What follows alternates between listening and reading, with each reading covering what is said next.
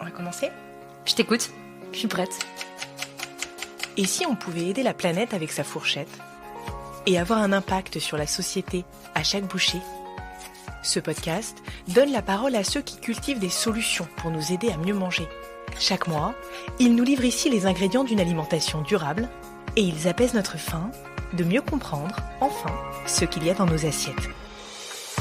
Bienvenue, je suis Julie Vanocelle et vous écoutez La Recette.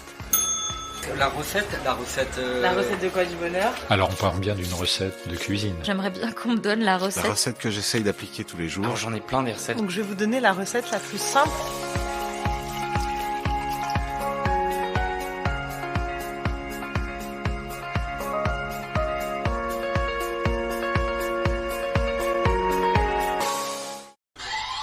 Est-ce que vous êtes prête ? Oui.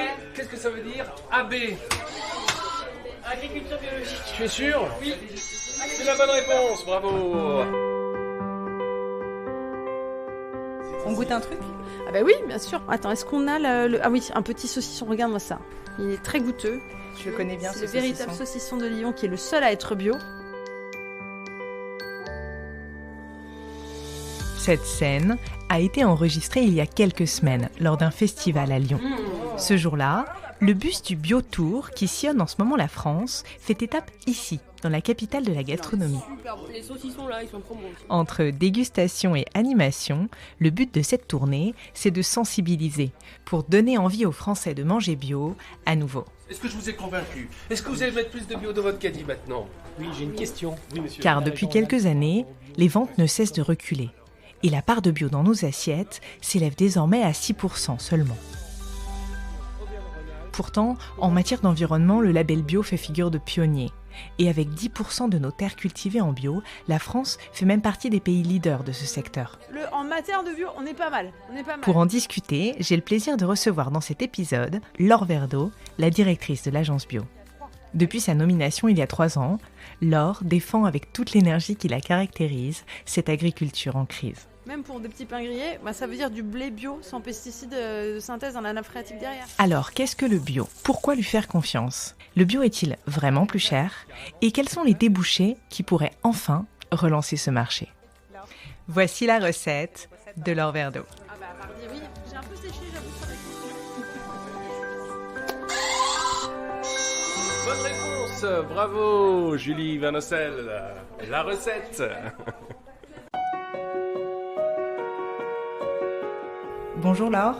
Bonjour Julie. Merci de m'accueillir dans vos locaux à Montreuil, près de Paris.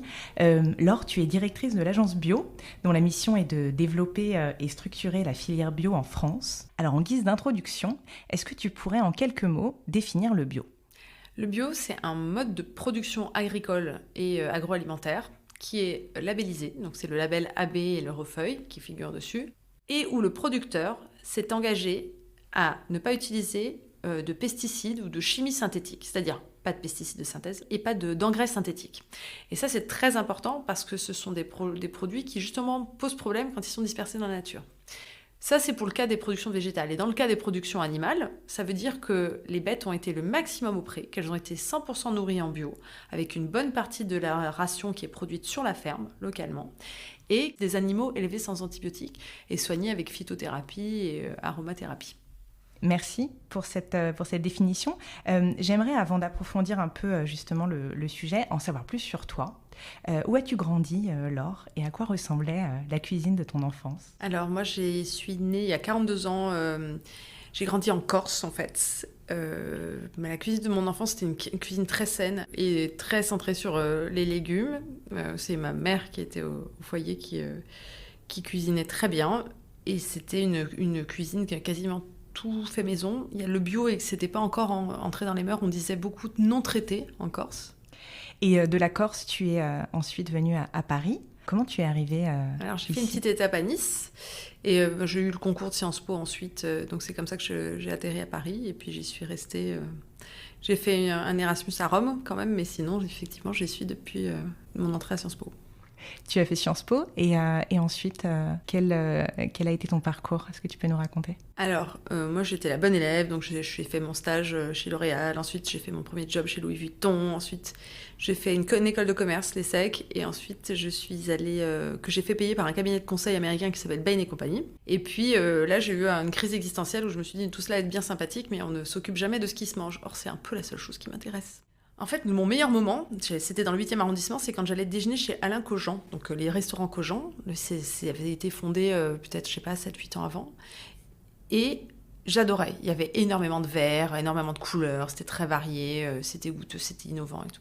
Et je me suis vraiment dit, ok, ça met de la joie dans ma vie. Et si je veux de la joie, il faut que la nourriture que je maîtrise ma nourriture. Et c'est à ce moment-là que j'ai décidé que j'allais être consultante indépendante pour ceux qui fabriquent notre nourriture, à savoir les PME. Parce qu'en France, on a quand même 17 000 entreprises d'agroalimentaire et 98% de PME. Et donc, je suis partie sur les routes de France pour accompagner, pour dire à ces PME, je mets mon temps de cerveau disponible à votre disposition, faisons la transition alimentaire ensemble. Et puis, BPI France s'est monté, peu après l'élection de François Hollande, ça se voulait la banque publique d'investissement qui était le guichet unique pour les PME. Et il y a un métier de conseil qui s'est monté dans cette banque. Et moi, je suis rentrée dans cette unité-là pour justement accompagner les PME vers la transition alimentaire. C'était un peu ça, toujours le sujet. Comment est-ce qu'on tire parti des changements en cours? Et j'en ai vu une 50aine par an pendant 4 ans. Ça a été une période absolument géniale. Donc en fait, j'ai passé 6 ans en tant qu'indépendante, 4 ans chez BPI à sillonner la France, avoir des usines de compotes dans Corrèze, des usines de cochons dans le Perche, etc. Au bout d'un moment, je parlais toujours de bio avec ces dirigeants. Et les dirigeants étaient assez... parfois circonspects, ils me disaient c'est un truc de bobo, ça va passer, le bio. Et je disais mais pas du tout, c'est trop important, c'est le sens de l'histoire. Et j'ai été ravie du coup d'arriver à l'agence bio puisque toute la journée, je ne m'occupe que de bio, de label bio. C'est intéressant, tu as dit que tu étais convaincue que le bio, c'était le sens de l'histoire. J'ai toujours eu l'intuition que c'était bien, puisque je me souviens même étudiante avec un budget étudiant, les pommes que je croquais en amphi, elles étaient bio. Mais surtout, en fait, c'est assez factuel. Les gens me disent, oui, mais moi, le bio, j'y crois pas et tout ça, mais... c'est pas une religion, en fait, il n'y a pas à y croire ou pas. C'est un ensemble de règles et c'est un ensemble de faits. Et surtout... il se trouve qu'en France, on a des chercheurs. On a le premier institut agronomique mondial qui s'appelle l'INRAE. Et ces gens-là, ils se sont penchés sur le bio. Et qu'est-ce qu'ils ont vu? Ils ont vu qu'à chaque fois que un de nous mangeait bio, ça profitait à tout le monde. On a des problèmes d'eau. Le bio, ça ne produit pas que des carottes délicieuses, ça produit aussi d'une eau de qualité. On a des problèmes de biodiversité. Tout le monde parle de l'effondrement du vivant. À chaque fois qu'une ferme passe en bio, c'est 30% de biodiversité en plus, c'est-à-dire c'est plus de hérissons, de vers de terre, d'oiseaux qui les mangent, de coccinelles, de papillons. Donc normalement, on devrait massivement aller dans le sens du bio. Et donc en janvier 2021, tu deviens directrice de l'agence bio. Comment tu es arrivée ici? En fait, l'agence bio, elle est très sur l'amont agricole. Et moi, c'est vrai que j'étais plutôt vers l'aval, c'est-à-dire la transformation, l'industrie agroalimentaire. Et je voulais remonter d'un cran. Et puis, il se trouve... Alors, moi, je suis la première directrice qui vient du privé. Normalement, c'est des fonctionnaires du ministère de l'Agriculture. Moi, je connaissais celui qui est mon prédécesseur, qui est Florent Gull, qui est quelqu'un d'extraordinaire. Et puis, je l'avais invité à BPI pour qu'il vienne nous parler de bio, puisque j'animais une communauté autour des différents métiers de BPI, autour de l'agroalimentaire. Et je me suis dit, mais c'est incroyable. Donc son job, c'est de parler de bio toute la journée. J'adore de connaître les chiffres du bio. J'aimerais trop faire son job. Et donc, quand j'ai su qu'il partait, j'ai postulé. Voilà. Que fait l'agence bio? Quel est son rôle et quel est ton rôle? Alors, l'agence bio, elle a été créée il y a plus de 22 ans par le ministère de l'écologie et le ministère de l'agriculture qui se sont dit il y a 1% de l'Uberlu qui cultive les terres en bio, c'est-à-dire sans pesticides de synthèse. Ils créent carrément de l'emploi, puisqu'il y a 30% d'emplois en plus sur une ferme bio. Ils ont l'air bien dans leur basket, et puis nous, ça nous arrange rapport à l'état des nappes phréatiques et à l'effondrement du vivant. Donc, on va les soutenir. Ils ont monté une agence bio, donc il y a ces 2 ministères dans notre gouvernance, mais notre forme juridique, c'est groupement d'intérêt public. C'est-à-dire qu'on n'est pas une administration de l'État, mais on n'est pas non plus une ONG, une association. On a un statut un peu particulier, on est un GIP, groupement d'intérêt public. Et dans notre gouvernance, à l'origine, on a 4 familles fondatrices. On a la FNAB, la Fédération nationale d'agriculture biologique, et le SINABio, qui est le syndicat des PME du bio. Ça, c'est des gens 100% bio. Et puis, on a des gens généralistes, dont le bio est un sujet parmi d'autres, qui sont les chambres d'agriculture et la coopération agricole. Et ces 4 familles, autour de la table, se réunissent avec ces 2 ministères pour 3 missions d'intérêt général. Donc, informer, c'est quoi le bio ? Parce qu'on sait qu'un citoyen informé devient consommateur. Éditer les chiffres du bio, parce que le bio, c'est quand même une politique d'État. On a un objectif en pourcentage de terre en bio. Il faut bien suivre où on en est et piloter cette politique, et puis pour chiffrer aussi le marché. Et notre 3e mission, elle est arrivée après le Grenelle de l'environnement. On nous a confié une enveloppe pour le compte de l'État, que l'on gère pour le compte de l'État, qui s'appelle le Fonds Avenir Bio, et qui a la vocation de financer les plus belles PME du bio, celles qui permettent de faire toute une filière en France, made in France, c'est-à-dire... En France, on dit, voilà, on veut 18% des surfaces en bio. C'est génial, mais ni toi ni moi, on mange des grains. Donc, il faut bien des trieurs optiques, des silos pour les stocker, il faut un moulin pour le moudre, ce grain, il faut des biscuiteries, il faut des boulangeries. Et donc, nous, on finance tous ces maillons de la chaîne. Parce qu'il y a parfois des situations ubuesques où l'avoine pousse en France, part se faire floconner en Allemagne, parce qu'il y a une usine de floconnage, et revient en camion pour aller dans un muesli français. Donc, nous... typiquement, on construit l'usine de floconnage. Donc ça, c'est le Fonds Avenir Bio. Il est désormais de 18 millions d'euros. Il a permis depuis 15 ans de financer plus de 300 infrastructures. Ça va de la yaourterie, l'atelier de découpe de cuisses de poulet. Bref, il y a tout pour faire le garde-manger bio made in France. Justement, donc le bio, tu nous as rappelé un petit peu la définition du bio en introduction. Donc c'est un mode de production qui fait partie en France des signes officiels de qualité, c'est-à-dire qu'il est encadré par des règles qui donnent lieu à l'obtention d'un label. Est-ce que tu peux nous expliquer plus en détail les principales caractéristiques et garanties qu'offre le bio aujourd'hui ? Alors, très volontiers, on est au cœur de mon métier là. Donc, depuis 2009, il y a une loi, comme tu le dis, c'est un règlement de 300 pages qui est valable pour l'ensemble de l'Union européenne, qui définit ce que c'est que le mode de production bio. En gros, c'est le diplôme d'État de l'agroécologie, c'est le diplôme d'État qui te dit que le produit que tu as dans tes mains, il a été produit selon des méthodes écologiques en agriculture. Ça veut dire quoi concrètement ? Que chaque année, l'agriculteur bio, il est contrôlé par un des 10 organismes certificateurs agréés par l'État. Cet organisme certificateur va venir faire un contrôle sur pièce, donc on va prendre rendez-vous 3 semaines avant. L'agriculteur va montrer ses factures, il va faire un tour de l'exploitation. Plus, il y a des contrôles surprises. Donc, c'est la forme d'agriculture la plus contrôlée. Ça garantit que ça a été produit avec 0 utilisation de pesticides. La question, c'est qu'a utilisé, comment a produit l'agriculteur dans le champ. Est-ce que tu aurais aimé l'avoir comme voisin ou pas ? Ben oui, parce qu'il n'a utilisé que 57 produits sur les 455 qu'autorise l'Europe. Pour se priver de ces 90% d'arsenal chimique disponible, de chimie synthétique pour la plupart, il a été obligé d'être hyper bon agronomiquement. C'est-à-dire que, par exemple, quand on ne peut pas utiliser d'engrais azotés pour faire pousser les céréales, qu'est-ce qu'on fait ? Pour fertiliser son sol, on doit avoir des rotations beaucoup plus longues et beaucoup plus variées. On met des légumineuses. Les légumineuses, c'est un truc génial, donc c'est des lentilles, des pois chiches, etc. Tu les plantes, elles vont avec leurs feuilles dans l'air, récupérer l'azote gratuitement, et elles vont le remettre dans les sols. Et ça, c'est génial parce que les bio, ils n'ont pas à signer des chèques pour acheter de l'engrais azoté importé de pays étrangers. Et c'est encore mieux parce que les plantes réalisent gratuitement un service qui est extrêmement énergivore. Il faut savoir que pour capturer artificiellement l'azote qui est dans l'air et pour pouvoir le ressemer sous forme de granulés dans les terres, c'est 90% du prix, c'est l'énergie. Et c'est beaucoup, beaucoup de CO2 relâché dans l'air. Donc, franchement, le bio, c'est quoi ? C'est 10% des terres actuellement en France, c'est 14% des fermes et c'est 16% de l'emploi agricole.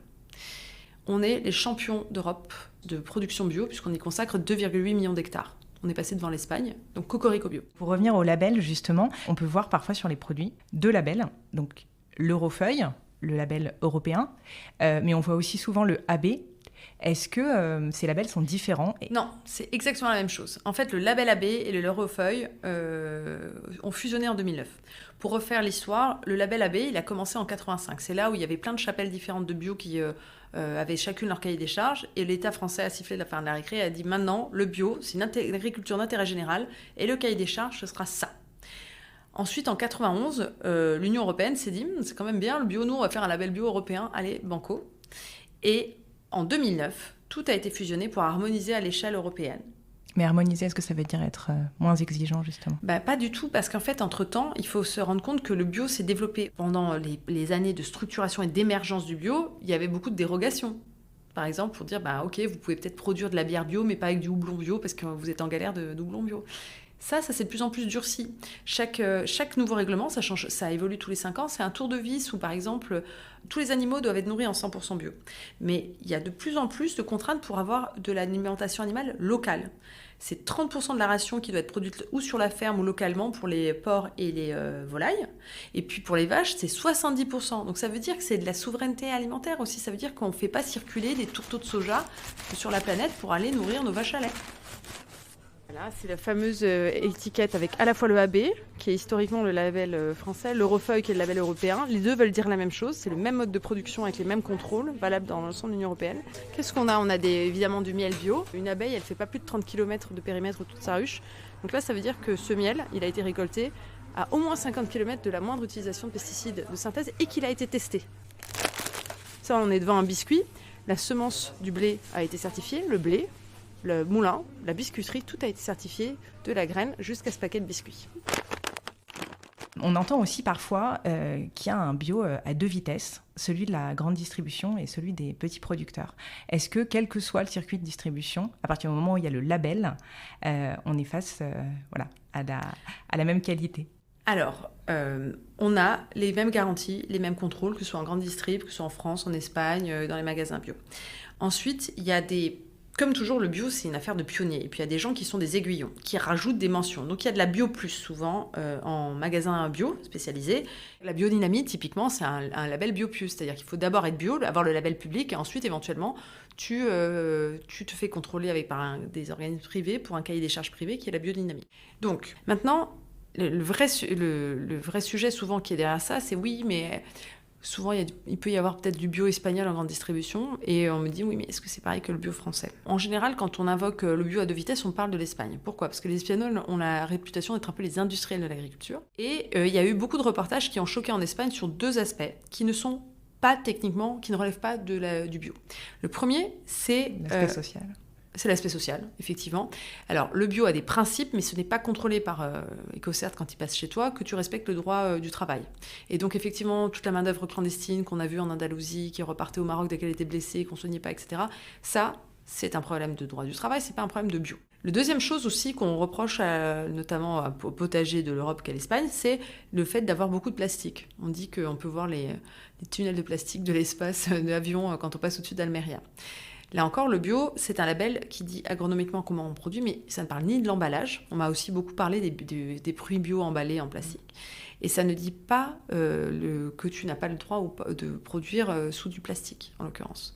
Donc, il faut voir la grande photo. Il ne faut pas s'arrêter sur un pixel de détail avec oui, mais moi, les bananes, elles étaient sous plastique. C'est pas cohérent. En fait, c'est pas une question de cohérence. C'est que le bio, ça sanctionne ce label que le bio, rien que le bio, pas plus que le bio. Et donc, souvent, les gens attendent beaucoup plus que le bio. Par exemple, ils attendent que ce soit diététique aussi. Mais le bio, c'est pas un Nutri-Score. Il faut arrêter de tout confondre. Tu as parlé de biodynamie, tu as parlé d'agroécologie. Est-ce que peut-être tu peux expliquer rapidement, on entend aussi beaucoup parler en ce moment d'agriculture régénérative. Est-ce que tu peux nous expliquer la différence, justement, peut-être pour clarifier pour les consommateurs ? Alors, la biodynamie, c'est un label privé, qui est, comme je te le disais, une somme de mentions, de contraintes en plus du règlement bio. L'agroécologie, c'est toutes les initiatives pour rendre plus écologique le mode de production agricole. Et le bio en est pour l'instant la forme la plus aboutie pour ce qui est du point de vue du consommateur, parce qu'il y a ce label qui te le garantit. Et pour finir, l'agriculture régénérative, à l'origine, c'est un concept bio. La Regenerative Organic Certified, qui a été récupéré par des non-bio. Alors, moi, je ne sais pas trop comment on peut régénérer l'environnement en mettant du glyphosate, mais bon, certains le pensent, et notamment beaucoup de grandes entreprises qui sont derrière, comme, je ne sais pas, des Danone, des Sodexo, des McCain, des Pepsi, disent le bio a échoué dans sa vocation transformante de l'agriculture, parce que ça représente quelques pourcents de la consommation et quelques pourcents des terres, donc ça n'a pas réussi, essayons une 3e voie. Bon, s'il y a bien un truc qu'on sait des 3e voies, c'est que depuis Tony Blair, c'est que ça ne marche pas. Et en fait, en matière de bio, tout n'a pas été fait. C'est-à-dire que c'est difficile de décréter que le bio a échoué alors qu'on n'a pas donné tous les moyens. Le bio a émergé ça date de 85, cette Eurofeuille, c'est le label AB. Donc ça fait même pas 40 ans. C'est un peu jeune pour vous mettre au caveau. Donc, ce que les bio pensent, c'est que d'abord, mettons tout en œuvre pour vraiment créer une demande, parce que c'est la demande, c'est la consommation alimentaire qui va modeler la production dans les champs. Et ensuite, on décidera si oui ou pas on fait du régénératif. Tu nous l'as dit, Laure, le modèle dominant aujourd'hui en France, c'est l'agriculture conventionnelle, qui est devenue majoritaire à la fin de la Seconde Guerre mondiale. Aujourd'hui, l'agriculture française est à l'origine d'environ 20% de nos émissions de gaz à effet de serre. Est-ce que tu pourrais nous rappeler quel est le rôle du bio dans la transition alimentaire aujourd'hui ? Quels sont les enjeux sanitaires et écologiques auxquels l'agriculture biologique répond ? Alors, tu as parlé de transition alimentaire.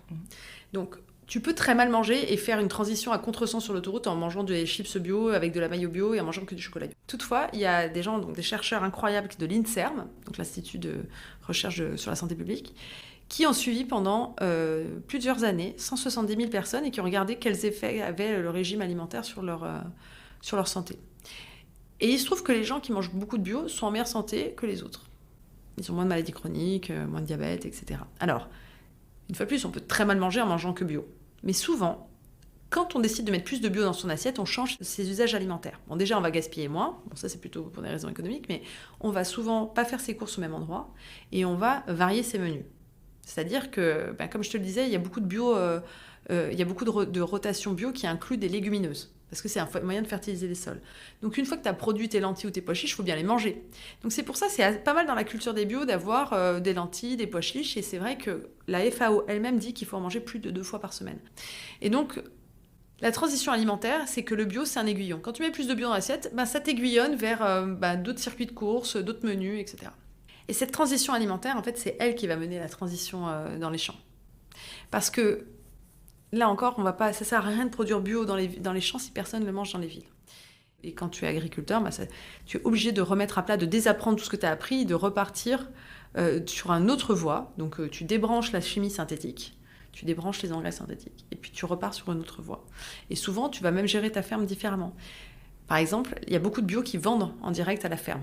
Il y a quasiment 1 sur 2, ça fait 26 000 points de vente partout sur le territoire. Je ne sais pas si tu imagines, mais 26 000 fermes qui vendent en France du bio, ça fait plus que la somme de tous les points de vente de la grande distribution. Si tu fais la somme de tous les supermarchés, hypermarchés, proxy, il y a 18 000 points de vente. Et justement, à l'agence bio, vous suivez les chiffres et vous sortez, comme vous l'avez fait récemment, chaque année, le baromètre de la consommation des produits bio. Il y a eu une vraie période de croissance, de développement du bio.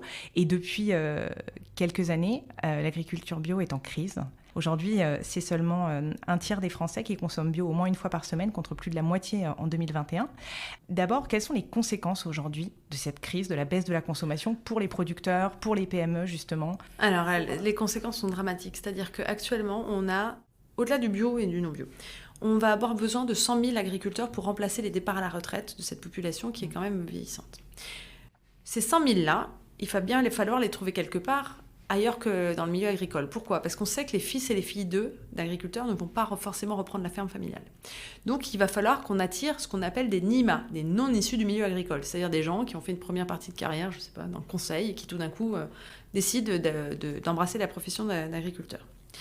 Ces gens-là, quand ils arrivent avec un projet dans les points d'accueil des chambres d'agriculture en disant « Coucou, moi j'ai un projet pour devenir agriculteur, mais je veux être en bio », qu'est-ce qu'on leur dit en ce moment ? On leur dit, non, repassez plus tard ou mettez-vous à l'agriculture conventionnelle parce qu'on n'a pas de marché. Ça, c'est dramatique. En fait, un marché, ça se crée. On peut pas... Personne n'a jamais voulu, aucun consommateur n'a jamais voulu de voiture électrique. Bon, on a quand même bien réussi à basculer dans la voiture électrique en donnant envie, en ayant des infrastructures, en donnant jusqu'à 7 000 € par foyer pour qu'il achète un véhicule électrique. Donc, appliquons la même chose au bio, qui est un peu la voiture électrique de l'alimentation, parce que si on refuse les 40% de candidats qui veulent être en bio, parce que c'est un peu ça la moyenne nationale, d'après les chambres d'agriculture, si 40% des candidats à la profession agricole veulent le faire en bio, quand on leur dit non, ça veut dire que potentiellement c'est une saignée démographique de 40 000 personnes. Donc c'est même pas qu'on n'aura pas d'agriculteurs bio demain, c'est qu'on n'aura pas d'agriculteurs tout court. Et c'est d'ailleurs le titre de l'ouvrage du chercheur François Purseigle. Et c'est vrai qu'après une France sans usine, ce serait dramatique d'avoir une France sans vaches ou sans champs. Et donc si le prix à payer c'est d'avoir des producteurs en bio et de leur accorder ce droit au bio, faisons-le. Oui, donc il y a une grosse marge de progression encore possible sur la consommation. Mais oui. Comment on l'explique ça, justement ? Comment, toi, directrice de l'agence bio, tu expliques cette crise ? Il y a plusieurs paramètres. On dit toujours que c'est l'inflation et le pouvoir d'achat. Bon, c'est vrai que le prix, c'est le premier frein qu'invoquent les non-consommateurs de bio. Mais jusqu'ici, c'était un prix loin devant. C'était le prix qui était loin devant. Là, il est à égalité avec un deuxième facteur qui est beaucoup plus grave, parce que le prix, c'est conjoncturel. Mais le deuxième, il est structurel. C'est, moi, j'achète pas bio parce que je sais pas ce qu'il y a derrière, ou variante, je pense que c'est du marketing. Donc ça veut dire que c'est une ignorance telle du label bio que ça nourrit une espèce de défiance et de détachement. Or, on sait que d'autres labels qui sont pas bio, mais qui se prétendent écologiques, sont actuellement en croissance. Il y a déjà un premier distinguo qui n'est pas fait, qui explique cette confusion, c'est qu'on met sur un même niveau des allégations commerciales et une labellisation contrôlée. Il y a des allégations qui sont même carrément fantaisistes. Moi, je me souviens avoir vu du jambon dont on disait qu'il était issu de porcs bien élevés. C'est hyper subjectif. Parce que moi, je sais pas, mes amis ont des enfants qu'ils considèrent bien élevés, jamais je partirai en vacances avec eux. Donc c'est bien la preuve que chacun interprète. Donc il y a un moment, tout ce qui est qui est ambigu, qui est flou, quand c'est flou, c'est qu'il y a un loup. En général, une carotte toute seule, elle n'a pas besoin de se mettre une étiquette pour dire « je suis bonne pour la santé, j'ai des fibres ». Moi, ma question, c'est que tant que les pouvoirs publics réglementeront pas spécialement cet affichage-là, de toute façon, des gens qui ne sont pas forcément ni diététiques ni écologiques ont des budgets de dingue pour dire que leurs produits sont bons, qu'il y a du calcium dans leurs friandises, des choses assez... alors que c'est des barres au chocolaté grasses comme des rillettes. Bref, tant que ce sera le fait du n'importe quoi, on ne pourra pas lutter. Donc ce qu'il faut, c'est élever une génération de citoyens éduqués, parce que c'est à ce prix-là qu'on sera une vraie démocratie alimentaire. On ne peut pas voter si on ne sait pas lire les étiquettes. Les enfants qui sont en moyenne section de maternelle en ce moment, ils partent de chez leurs parents en 2035. On ne peut pas les laisser à la merci de l'agro-industrie et des pubs de la junk food. Il faut absolument leur donner de l'éducation alimentaire, leur expliquer ce que sont les agricultures, et aussi, il faut des gens qui aient un minimum de compétences culinaires. Donc moi, mon rêve, c'est qu'aucun enfant ne puisse quitter le foyer familial sans savoir maîtriser au moins 2 entrées de plats de dessert. Ça, c'est pour être une vraie démocratie alimentaire. On éduque maintenant des citoyens pour qu'ils puissent faire des choix alimentaires éclairés plus tard. Les pesticides, les engrais chimiques, des synthèses et les semences OGM sont-ils autorisés en bio ? Oui ou non, alors ? Qu'est-ce que tu crois ? Oui. Alors on va voir. Clique. Eh ben c'était non. Voilà. Est-ce que les prairies des élevages bio sont utiles pour lutter contre les émissions de gaz à effet de serre? C'est quoi les gaz à effet de serre? Je sais pas. C'est le CO2, par exemple, ou ce qui sort des voitures ou des usines. Alors, est-ce que c'est utile? Attends. Pour lutter contre? Oui. Ouais, essaye. Oui. Eh ben oui. Dans le dernier baromètre, il me semble que c'est 62% des consommateurs que vous avez interrogés qui disent que pour eux, le bio, c'est assimilé à du marketing. Comment on accueille cette information quand on est directrice de l'agence bio ? En général, des gens qui pensent ça, il suffit de les emmener voir 1 ou 2 fermes bio, de discuter avec un agriculteur, et ça devient des convertis. En fait, les salariés qui commencent en très junior, en sortie d'école, et qui vont devenir auditeurs chez, par exemple, Bureau Veritas, ils vont partir auditer des fermes bio. Ce sont des gens qui ne mangent pas forcément bio quand ils commencent. Et qu'est-ce qu'on remarque ? C'est que mécaniquement, même s'ils n'ont pas augmenté de salaire, ils augmentent la part de bio dans leurs courses. Pourquoi ? Parce que quand vous discutez avec un agriculteur bio, vous vous dites qu'il est dans le juste. Vous avez envie de le soutenir. Donc moi, je ne m'inquiète pas. Je me dis juste, moi, ma priorité quand je reçois cette information, c'est de me dire, je dois absolument trouver des moyens pour avoir les bons messages, les bons supports adaptés pour aller informer les citoyens sur ce qu'est le bio. Parce que tant qu'on n'aura pas 1 minute, voire 2 tous les soirs sur TF1 pour expliquer ce qu'est le bio, pourquoi c'est bien et comment on peut en manger tous, quel que soit notre pouvoir d'achat, un peu plus chaque jour, sans exploser son budget, ben ça, ma mission, elle n'est pas remplie. Le bio coûte cher, en tout cas c'est l'impression que les gens ont. Alors, mythe ou réalité, est-ce que le bio est vraiment plus cher ? Et quels sont tes conseils pour manger bio sans exploser son budget ? Alors, la perception, elle est erronée parce que jamais le bio n'a été aussi peu cher. Le bio n'a pas subi la même inflation alimentaire, il a subi une inflation 2 fois moindre que les autres produits. Comme je le disais, l'agriculteur bio, il produit sans engrais synthétiques. Les engrais synthétiques, ils ont pris 900% l'été dernier, donc ça a un impact dans le prix final d'un produit. Le prix du bio, bien malin, qui peut le dire ? Il y a la grande distribution qui peut avoir ses relevés prix et qui peut communiquer ses prix, et en général, ce qui est constaté, c'est que c'est 30 à 50% plus cher en grande surface. En revanche, on n'a pas de relevé prix pour les magasins bio, les 3000 magasins bio qui font 28% du marché. Personne n'est incapable de dire le prix du bio pratiqué chez les artisans, les boulangers, les primeurs, etc. Et le prix de la vente à la ferme, qui pèse 13% des ventes du bio, là aussi, c'est pas documenté. Mais ce qu'on constate en général, c'est que quand tu achètes en direct à la ferme, ton kilo de pommes de terre succulent, qualité de grand-mère du jardin, c'est 1,35 €, c'est 30 centimes l'œuf. On a des prix qui défient toute concurrence. Donc là, une fois de plus, moi, je suis pas à l'aise avec le fait de parler de prix du bio parce qu'il n'y a pas de relevé prix officiel. C'est pas étudié. Il y a que les chiffres des panélistes grande distribution. Oui, ça dépend du mode de distribution, ça dépend combien il y a eu d'intermédiaires sur... Exactement. Donc là encore, dans cette espèce de chaos, il y a quand même cette espèce de perception plus chère qui émerge à cause des prix pratiqués en grande distribution. Bon. Ensuite, il y a un chercheur extraordinaire à l'INRAE qui s'appelle Louis-Georges Soler, qui a pris des familles pour regarder leur budget alimentaire en fonction de si elles mangeaient bio ou pas. Il a pris des familles à pouvoir d'achat égal, ok ? Et il a carotté, il a fait des échantillonnages, il a pris celles qui mangeaient 0% de bio et celles qui mangeaient plus de 70% de bio. Et qu'est-ce qu'il a constaté ? C'est que le budget nourriture d'une famille à l'autre, celle qui mangeait bio et celle qui mangeait pas bio, avait 12 points d'écart. Donc c'est pas 30 à 50%, c'est 12 points de différence entre une famille qui mange beaucoup bio et une famille qui mange pas bio. Pourquoi ? Pour 3 raisons principales. La première, c'est que elles n'ont pas du tout la même politique de gaspillage.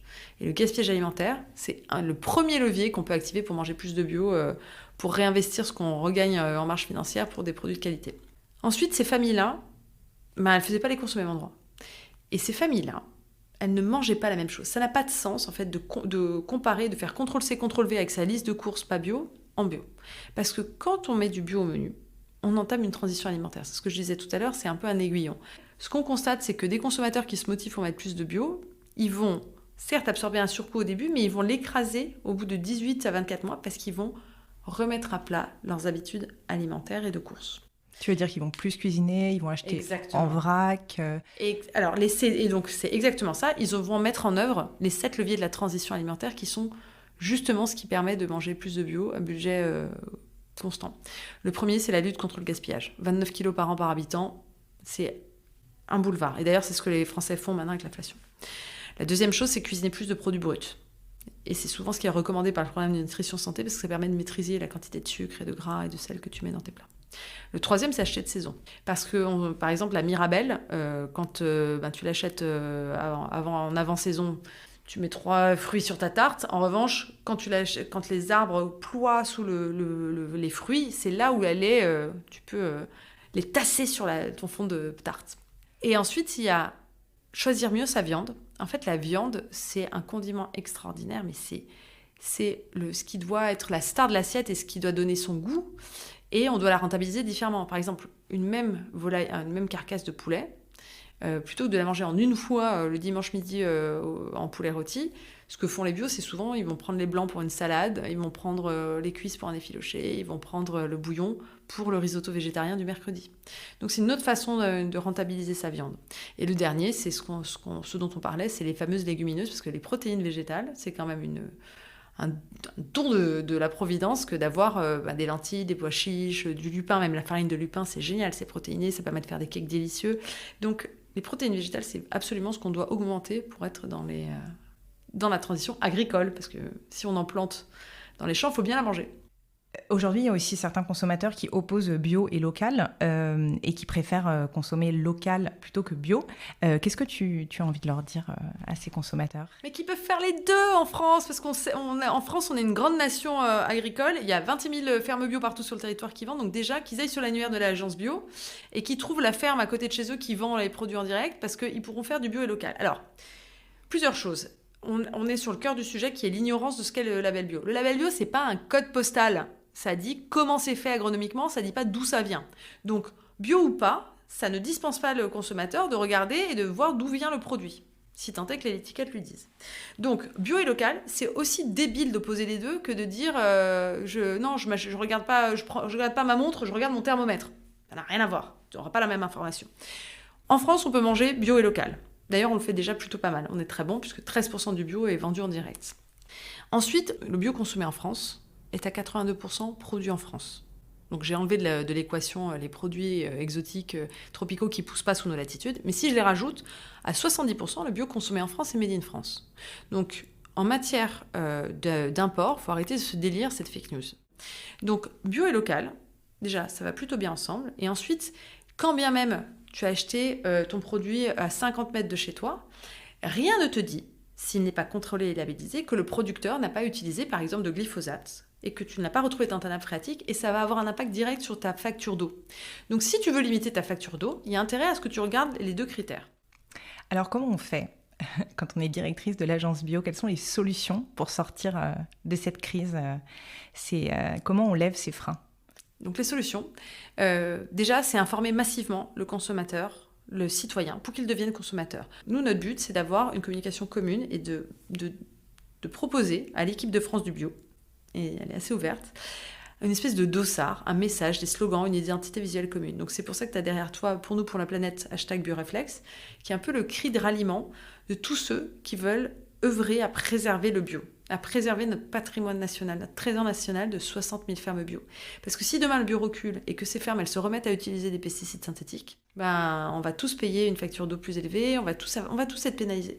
Donc c'est hyper important à la fois de maintenir ce patrimoine et ensuite de le développer. Ensuite, moi, peu importe que le bio se vende ou pas, pour moi, ça n'impacte pas ma vie. Moi, ce que je veux en revanche, c'est que si les gens achètent ou pas du bio, ils le fassent en connaissance de cause. Et là, en ce moment, ils ne sont pas assez outillés pour faire des choix éclairés, que ce soit dans les rayons de magasins ou quand ils sont au restaurant. Attention, on va aller un petit peu plus loin. Vous aimez les vaches? Oui. Qu'est-ce que mange une vache bio? De l'herbe naturelle. Voilà, de l'herbe naturelle. Des céréales, on peut manger aussi des céréales à vache, ça va être des céréales bio. Alors, pour mettre plus de bio dans son caddie, je sais que vous achetez beaucoup de produits bio déjà. Si vous voulez mettre plus de bio dans votre caddie, pour que l'addition fasse moins mal, il faut acheter des fruits et légumes de saison, c'est le B.A.-ba, d'accord? L'artichaut, on l'achète en quelle saison? Printemps, automne, été, hiver? Printemps, bonne réponse. Donc il y a un enjeu sur l'information, il y a un enjeu sur l'éducation alimentaire, éduquer nos enfants, et il y a un enjeu aussi sur la restauration, parce qu'aujourd'hui le bio représente 1% des produits dans les restaurants. Là, il y a un boulevard, on ne peut que progresser. Donc là, nous, tout notre sujet, et d'ailleurs les 4000 Français représentatifs qu'on interroge dans le baromètre nous le disent, moi je suis saturée de labels, d'informations, d'injonctions alimentaires pour faire mes courses, mes menus. En revanche, du bio j'en veux à la cantine et j'en veux au resto. Donc, on a une opportunité de développer ça. Il n'y a qu'1% de denrées alimentaires dans les restaurants en France. Les 170 000 restaurants de France et de Navarre, ils n'achètent que 1% de leurs denrées alimentaires en bio. Pourquoi ? Parce qu'il n'y a aucune mention du bio dans le manuel du CAP cuisine. Donc, on peut faire tout un cursus pour être cuisinier sans jamais être formé au bio et savoir ce que c'est. Parce qu'il y a une perception erronée avec des chefs qui nous disent que le bio c'est cher, sauf que la matière première alimentaire, ce n'est qu'un quart du prix d'un repas. Donc on a toutes sortes d'ajustements pour pouvoir regagner des marges pour investir sur du bio. Parce qu'on a aussi cette espèce de mythe du petit producteur, où parce qu'il est petit, parce que c'est Jean-Claude et qu'on le connaît, on lui fait confiance et on le dispense de label. Les chefs qui disent oui, on n'a pas d'agriculture, on n'a pas de gastronomie sans agriculteurs, alors à ce moment-là, il faut soutenir les agriculteurs bio, parce que là, il y a un vrai risque démographique. Donc il y a un gros enjeu sur la restauration et aussi sur la restauration collective, sur les cantines. Alors là, c'est là où j'ai le plus d'espoir. Alors certes, la loi dit 20%. Il y a beaucoup de chefs de cantine... La loi Egalim dit 20% obligatoire. De la denrée à acheter en bio. Bon, on est à 7% nationalement. Mais ce qu'on sait, c'est comme dirait Churchill, c'est que « when there's a will, there's a way ». Il y a une volonté, il y a un chemin. Et on a énormément de cantines, d'élus, de collectivités qui ont 50, 60, 70% de bio pour 1,80 € ou 2 € de coût matière. Donc en fait, on a les recettes, on sait faire. Et nous, c'est pour ça qu'on va s'atteler à essayer de montrer ces exemples-là, parce qu'il n'y a pas mieux qu'un père qui recommande à un autre père et qui donne ses tips, ses astuces pour y arriver.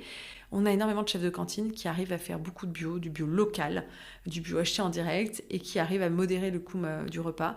Donc il faut juste leur donner la parole et le faire savoir et le partager le plus largement possible.